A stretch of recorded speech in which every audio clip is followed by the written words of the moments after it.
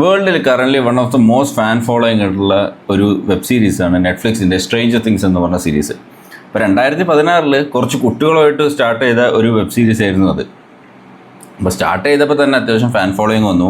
പിന്നെ over the years ആ fan following build ചെയ്ത് വരികയും ചെയ്തു.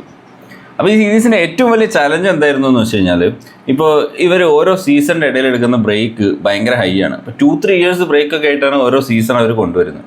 അപ്പോൾ ഫാൻ ഫോളോയിങ്ങിനെ അതേപടി കീപ്പ് ചെയ്യാൻ ഇവർക്ക് സാധിച്ചു എന്നുള്ളത് തന്നെ വലിയൊരു അച്ചീവ്മെൻ്റ് ആണ് ബിറ്റ്വീൻ ദ സീസൺ. വേറെ ഏറ്റവും വലിയൊരു ബുദ്ധിമുട്ട് ഇവർക്ക് വന്നതെന്ന് വെച്ച് കഴിഞ്ഞാൽ ചൈൽഡ് ആക്ടേഴ്സൊക്കെ വളർന്ന് വലുതായി എന്നുള്ളതാണ്.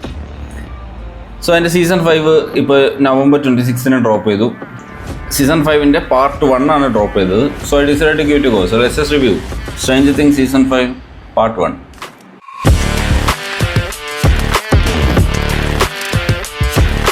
മറ്റ് സീസണിൽ നിന്ന് വ്യത്യസ്തമായിട്ട് ഈ സീസൺ ഇവർ പറഞ്ഞിട്ടുള്ളത് 8 എപ്പിസോഡ്സാണ്. അപ്പോൾ 4 എപ്പിസോഡ്സാണ് ഇപ്പോൾ ഡ്രോപ്പ് ചെയ്തിട്ടുള്ളത്. Next 3 episode December 25 and the finale will be dropping on the new year.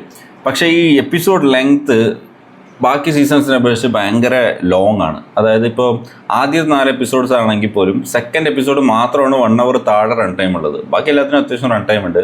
4th episode around 1.5 hours length ഉള്ളതാണ്. പക്ഷേ ഈ ലെങ്ത്ത് ഉള്ളതൊന്നും നമ്മളധികം ആസ് എ വ്യൂവർ ബാധിക്കുന്നില്ല എന്നുള്ളത് തന്നെയാണ് പറയേണ്ടത്. കാരണം ആ ലെങ്ത്ത് ഒന്നും അറിയുന്നില്ല. ആ രീതിയിൽ തന്നെ എൻഗേജിങ്ങോ എൻ്റർടൈനിങ്ങോ ആയിട്ട് തന്നെയാണ് അവർ കൊണ്ടുപോയിട്ടുള്ളത്. ഇപ്പോൾ പ്ലോട്ട് ആണെങ്കിലും അത്യാവശ്യം ഫൈനായിട്ട് തന്നെയാണ് പോയിട്ടുള്ളത്. ഇപ്പോൾ ഈ Part 1 സ്പെസിഫിക്കലി എന്ന് പറഞ്ഞു കഴിഞ്ഞാൽ ഇത്ര വർഷമായിട്ട് അവർ ചെയ്യാത്തൊരു ക്യാരക്ടർ ഡെവലപ്മെൻറ്റ് അത്യാവശ്യം നല്ല രീതിയിൽ തന്നെ ഇതിലെ 4th എപ്പിസോഡിൽ അവർ കൊണ്ടുവന്നിട്ടുണ്ട് എന്നുള്ളതാണ്.